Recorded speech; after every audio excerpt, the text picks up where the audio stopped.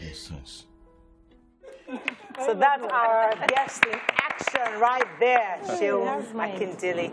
So I see how you're able to slide into the Yoruba, English-speaking movies easily. You know, it's like, it's no big deal for you. Was that intentional, or it just so happened that people were sending you scripts and you just accept it? Did you intentionally want to have both Yoruba and English movies, or it just happened? Well, my entire career, I've always wanted to be known as an actor who is versatile. I didn't want to be stereotyped in any way. So whatever script that is challenging and interesting and informative, I would pick it up, be it Yoruba or English. Yeah. I wish I could speak Hausa or Igbo fluently. I would have been in some of those movies as well. So growing up in my career, I just wanted to be known as an actor who could do virtually everything. There's hardly any movie that I have watched that I have not seen you inside. And so I used to think, watching you in movies, that you're someone who has no mindset to classic. In some movies, some people, they only appear as major role. They don't do any other thing. So any movie you see them, major role. How they do it, I don't know. But I've seen you, Villian, I've seen you, you play well. So what kind of philosophy do you have that makes you accept whatever and believe that, you're still relevant without, being on all majors? Thank you for that.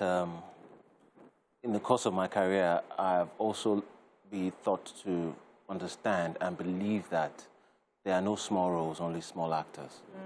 So however little the role is, but it plays an important part in the whole story, because a movie, it's a collection of different stories, different instances. And if there are some movies you watch and then it's just that one scene you remember in the whole film. I would never forget the scene of Samuel L. Jackson robbing in the Coming to America movie, and it was just one scene. Freeze your disease right now. Yeah, you get that. Yeah, so you see, and that's many years after. Yeah, you see. So I try to understand and make people understand that as long as I connect with the role, I connect with the story, I connect with the message. However small the role is, I would play to the best of my ability. I like that. So, okay, go ahead. So, I want to ask the juicy question. I wanted them to go on with the boring question. So, best kiss category. Okay. I want to find out. I did not know that Nigerians will do best kiss category. Indeed, we do. So, what happened? I mean, how does someone get best kiss? What do? Do you take it a little further than, because we hear actors don't really kiss. They pretend to kiss. Nigerians kiss. Yes. So, what are we doing? What did you do differently? Well, as an actor, you have to play. you have to play. Make every role believable. It is make believe.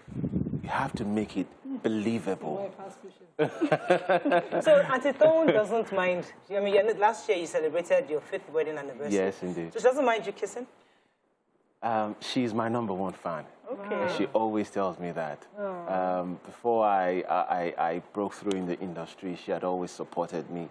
She understands that it is not an emotional connection, but a professional act.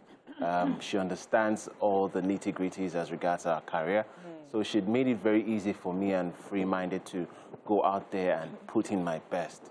Fantastic. Yes, I wish they can understand like that. For your case. You know who I would like to interview, BC? RMD's wife. What's her name? Jumobi. Oh my Lord, I would love to speak to there's some spouses. I don't know. There's a man. I ain't letting you out. Movie? You don't see jobs though. But I'm saying. How you doing? So tell us. Yeah. So I wish my own case they would let me. Because I wanted to be the kind of... I will not let you. What do you know your husband? If I catch you kissing yourself, this I will arrest you. I can do and undo. But you started out, I saw you more on TV series. Yeah. I'm a TV series fan. And I know that actors for TV series are like a special kind of breed. There's something about those actors. They are very... I don't know the right word to use now. And I was thinking you would have loved to continue just in TV series? Like, just carve a niche for yourself in that, because you were really fantastic in most of the TV series I've seen you in. But how do you, which of them do you prefer, the movies or the TV series? And how do you navigate both? I don't think it's the same skill set.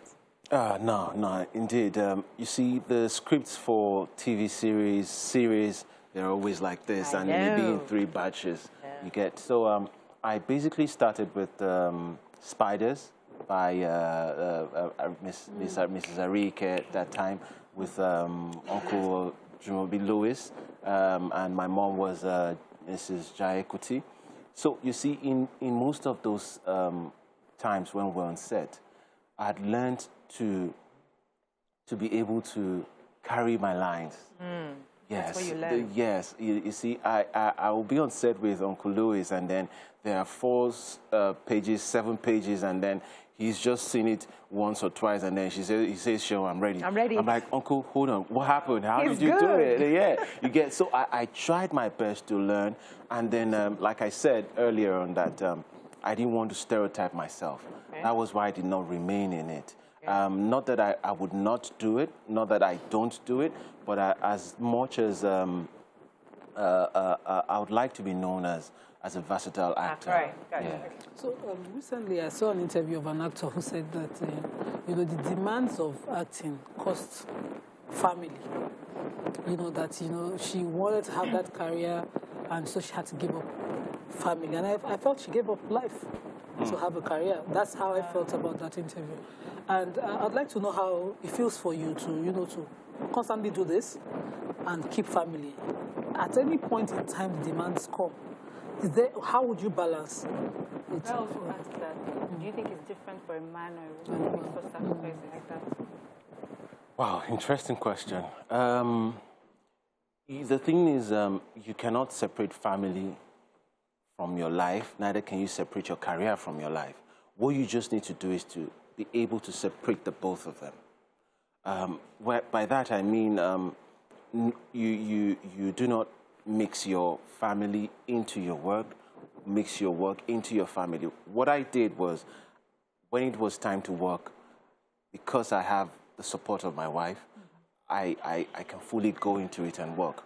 And when it is time for me to go on vacation, spend time with my wife, you're invested. I'm doing that, and then every other job that comes, I'm sorry. Because, this is... I assume you have a difficult spouse now, and my colleague just mentioned certain roles you want to do are not permitted from home. And so you think that way you're not growing. Or let's assume your wife demands certain things like enough not for you to be kissing her because, how would you deal with a spouse with special demands as against your career? Well, I've not had that experience before, but I think when I have a spouse who is requiring special demand, I would have to first trash it out with her, because because I would not give up my career for the family. Because if the family is not good, the career is not going to work. You get the career can work, and then the family can be bad. But it boils down to the individual, what you value most. If your job gives you bigger joy than your family gives you a bigger joy, so you have to put a whole lot of factors into place, into consideration.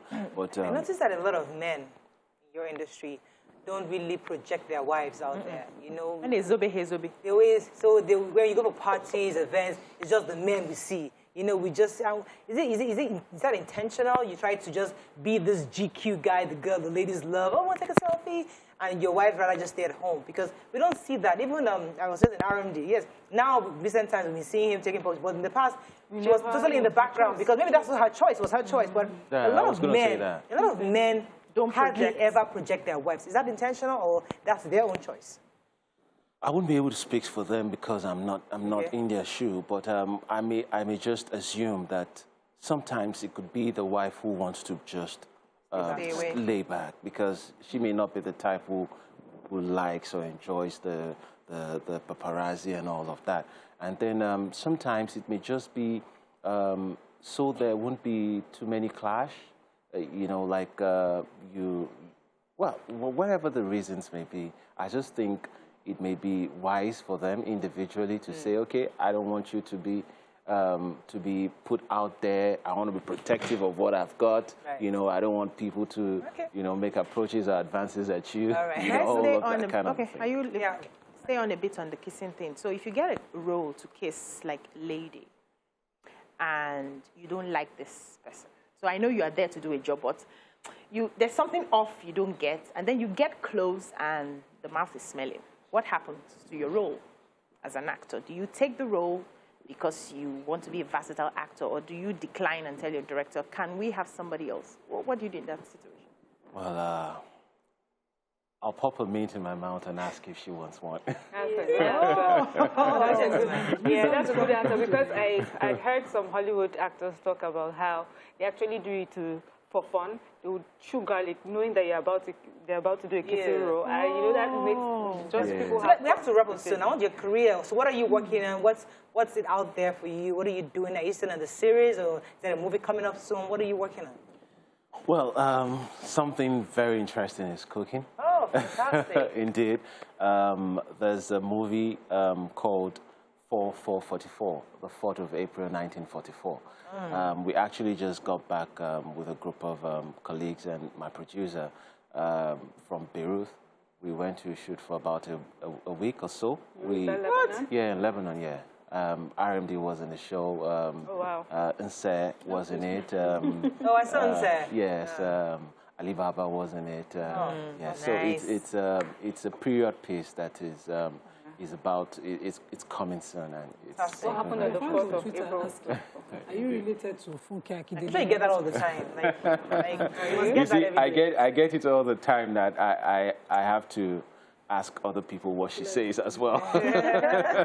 So she's not my sister biologically, but she's still my sister. Yeah, you know, so... So I hear you grew up in We Jos. have to wrap up. Yeah? Yes, indeed, I did. Okay, so we have that in common. Okay. Yeah, I did. Last year. Yes, okay. Thank you very much. It was a pleasure having you on the show. Thank My regards to Tom, Madame Tom. What do you call her? What's her pet name? Baby. Hey, baby. We gotta leave you, baby. See you. Have a fabulous weekend. We'll see you Monday. Bye for now.